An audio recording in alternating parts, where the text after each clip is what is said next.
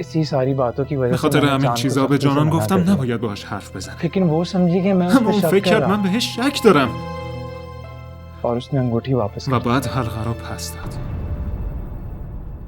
देखो बेटा ये ببین پسرم، रिश्ते बहुत خانوما नाजुक हो रहे خیلی हैं حساس و شکنندن. इन्हें बड़े तरीके से हैंडल باید करना با पड़ता है احتیاط वरना ये رفتار टूट کنی जाते وگرنه آسیب میبینن.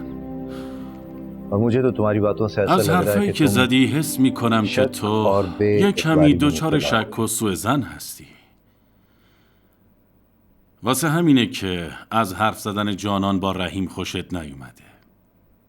شک و سوء ظن یه جور بیماریه و فقط کسایی میتونن درمانش کنن که خودشون به این بیماریا دچارن. شک و سوء ظن همیشه بین آدما فاصله میندازه. میدونم اما اشتباهمون قبول